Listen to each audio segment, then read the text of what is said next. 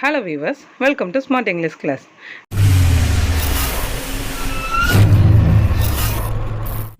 Hello viewers, இன்னைக்கு நம்ம பார்க்க போகிறது 6th ஸ்டாண்டர்ட் டேர்ம் 2 லெசன் 1 தான் பார்க்க போகிறோம்.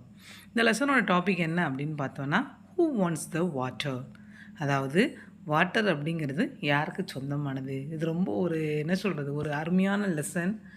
இதை நம்ம புரியாததுனால தான் இப்போ உள்ள நம்ம ஜென்ரேஷன் எல்லாமே சண்டை போட்டுக்கிட்டு இருக்கோம்.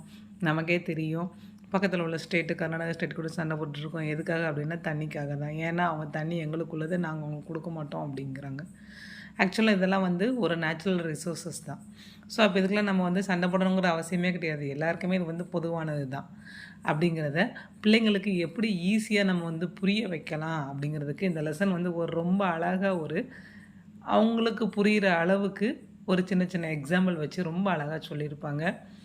ஸோ இது ரீட் பண்ணும்போது பிள்ளைங்களுக்கே புரியும். அப்போ இதெல்லாம் நம்மளோட எல்லாருக்குமே பொதுவானது அப்படிங்கிறது பிள்ளைங்களுக்கே ஈஸியாக புரியும். அந்தளவுக்கு ரொம்ப அழகாக கொடுத்துருக்காங்க இந்த லெசனில்.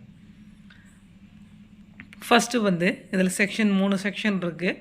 செக்ஷன் 1 பார்ப்போம். Section 1, once upon a time, on the outskirts of a dusty little village, a tiny bird searched for a place to lay her eggs. Okay, so ரொம்ப நாளைக்கு முன்னாடி an outskirts of dusty little village.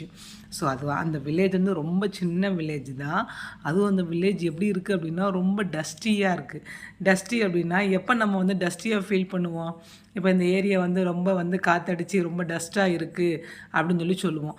அது எப்போ டஸ்டியாக இருக்கும் அப்படின்னா அந்த ஈரப்பதம் இல்லாமல் இருக்கும்போது அந்த காற்றடிக்கும்போது அந்த தூசியெல்லாம் பறந்து விழும். அதுதான் ரொம்ப டஸ்டி. அதாவது என்ன சொல்ல வரார் அப்படின்னா அந்த வில்லேஜ் தண்ணி பற்றாக்குறையினால ரொம்ப டஸ்டியாக இருக்குது.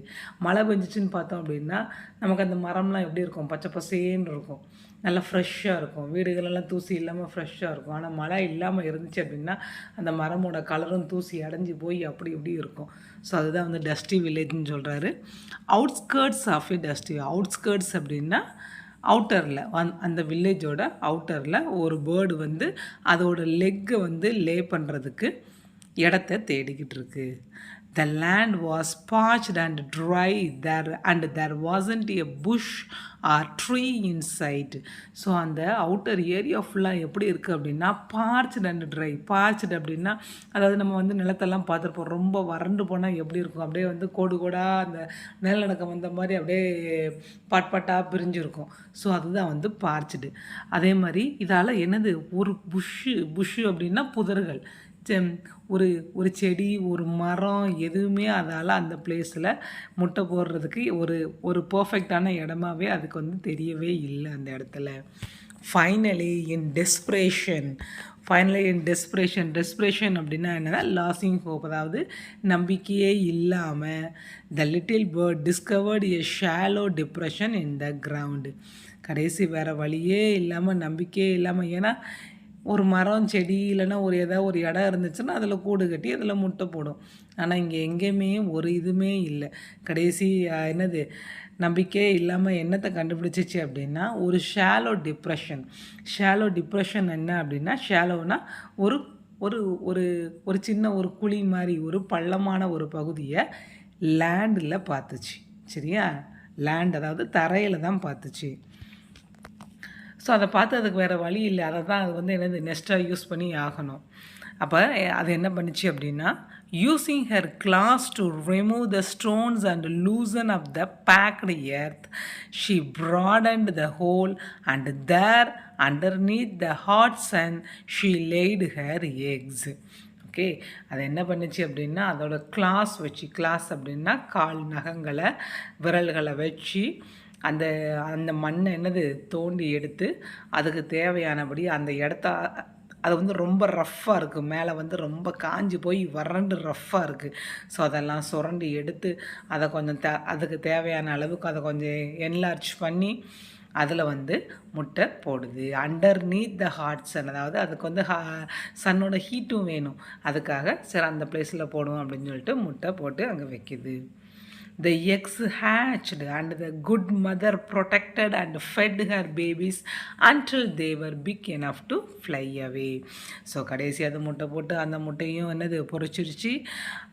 அதுக்கப்புறமும் இந்த மதர் என்ன பண்ணிச்சு, அதோட பேபிஸ் எல்லாத்தையும் நல்லா டேக் கேர் பண்ணி அதுக்கு அது கிட்டத்தட்ட ஒரு எவ்வளோ நாள் எடுக்கும், அது வந்து பறக்கிற அளவு வரைக்கும் இது என்னது அந்த அந்த பள்ளத்துலேயே தான் எல்லாமே அங்கேயே தான் சேஃபாக இருந்திருக்கு. அது வரைக்கும் இந்த க்ரோ வந்து அதோட பேபிஸ் எல்லாமே அங்கே வச்சு தான் நல்லா சேஃபாக பார்த்துருந்துருக்கு.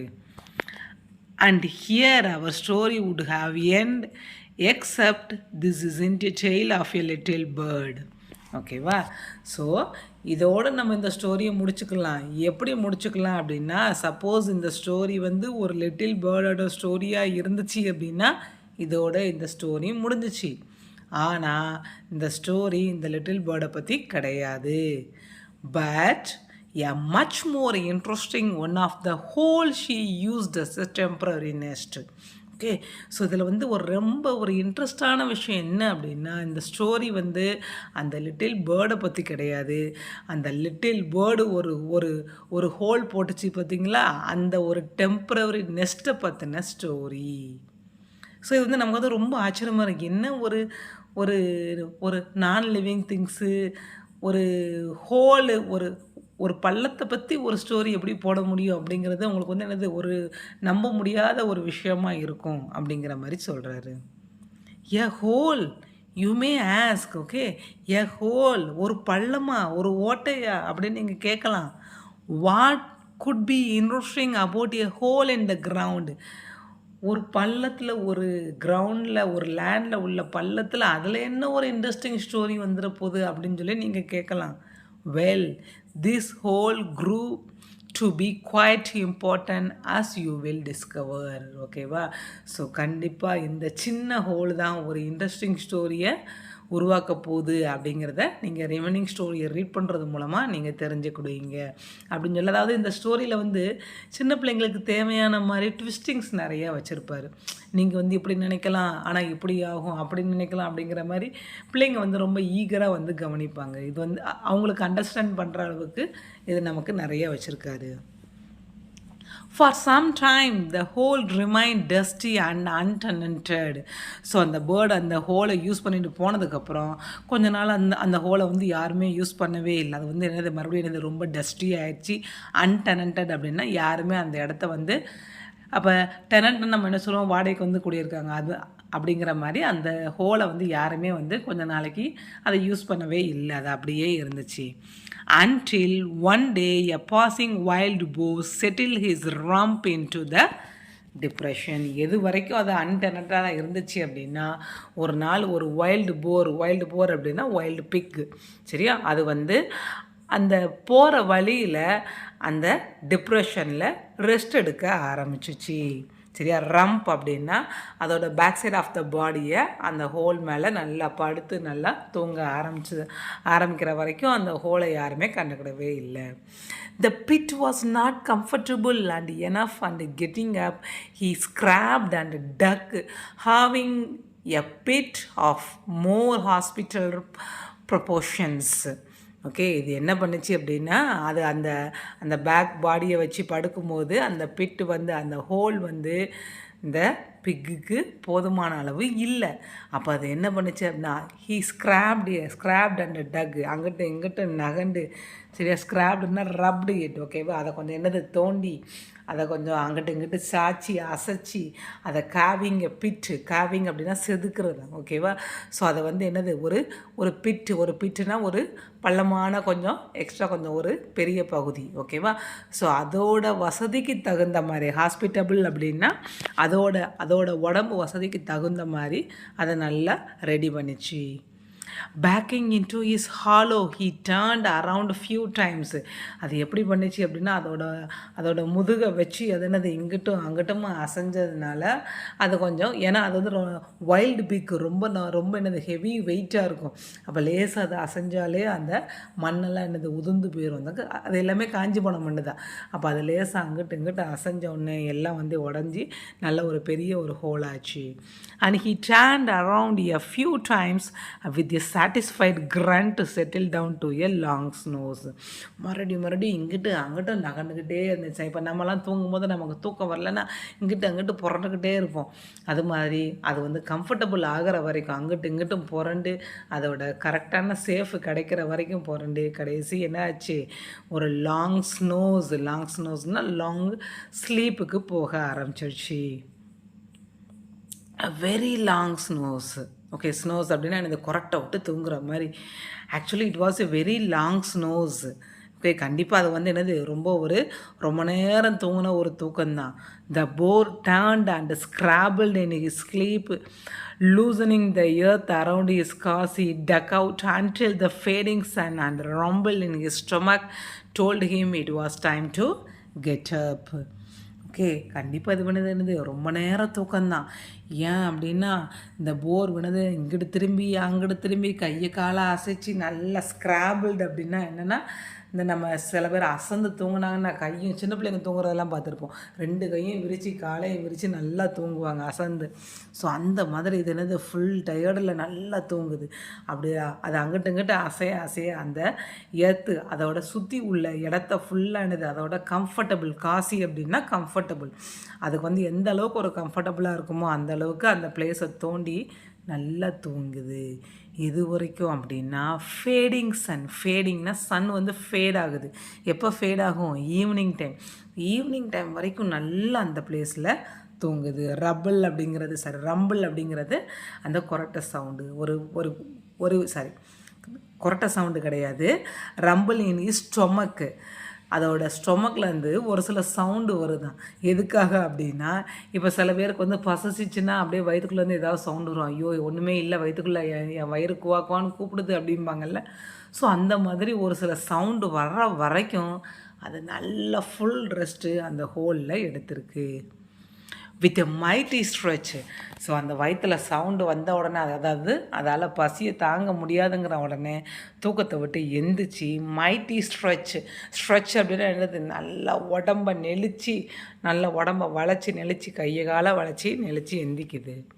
And a final kick, the hungry boar departed his day bed without a backward glance. ஓகேவா? ஸோ கடைசியாக ஒரு ஃபைனல் ஹிக்கு அந்த ஹோலில் கொடுத்துட்டு அந்த பிளேஸை விட்டு அந்த ஹங்க்ரி போர்னு ஏன்னு சொல்கிறாங்க அப்படின்னா அது பசியாகிற வரைக்கும் அந்த இடத்துல நல்லா தூங்கிடுச்சு. ஓகேவா? இப்போ அதுக்கு பசி எடுத்துருச்சு, அதனால் அந்த இடத்த விட்டு கிளம்பிடுச்சு. சரியா? அது எப்படி போகுது அப்படின்னா பின்னாடி திரும்பி கூட அந்த ஹோலை அது பார்க்கக்கூட இல்லை. அது வந்துச்சு, அதை ஃபுல்லாக தோண்டி அதோட கம்ஃபர்டபுள் பிளேஸ் ஆக்கி அங்கே நல்லா தூங்கி எந்திரிச்சு மறுபடியும் அந்த பிளேஸை விட்டு கிளம்பிடுச்சு. And is that it? Okay, so என்ன கேட்குறாங்க, அவ்வளோதானா? And is that it? You will enquire, நீங்கள் என்கிட்ட கேட்கலாம், அவ்வளோதானா அப்படின்னு சொல்லி நீங்கள் என்கிட்ட கேட்கலாம். To which I will reply, அதுக்காக நான் என்ன சொல்வேன் அப்படின்னா, no it isn't dear one, no இது வந்து இந்த ஸ்டோரி அவ்வளோதான் அப்படிங்கிறது கிடையாது. Not by a long shot. Okay, ரொம்ப நேரம் உங்களுக்கு பிரேக் கிடையாது. Our story has just begin. நம்ம படம் பார்க்கும்போது நமக்கு இன்டர்வல் போடுவாங்கல்ல, it is not a interval, it is a beginning அப்படின்னு சொல்லி போடுவாங்கள்ல. ஸோ அந்த மாதிரி இவர் வந்து என்னது ஒரு பிரேக் கொடுக்குறாரு. ஸோ நீங்கள் வந்து பிரேக் எடுத்துக்கோங்க, ரொம்ப லாங் பிரேக்காக எடுத்துக்கிடாதீங்க. It is a very short break தான். சீக்கிரம் அவர் ஸ்டோரி வந்து என்னது இப்போ தான் நமக்கு ஸ்டார்ட் ஆக போகுது அப்படின்னு சொல்லி இந்த ஃபஸ்ட்டு செக்ஷனை ஃபினிஷ் பண்ணுறாரு. ஸோ அடுத்த செகண்ட் செக்ஷனில் என்ன இருக்கும் அப்படிங்கிறத நம்ம நெக்ஸ்ட் வீடியோவில் பார்க்குறோம். ஐ திங்க் இந்த வீடியோ உங்களுக்கு புரிஞ்சிருக்கும்னு நினைக்கிறேன். லைக் பண்ணுங்கள், ஷேர் பண்ணுங்கள். தேங்க்யூ ஃபார் வாட்சிங் திஸ் வீடியோஸ்.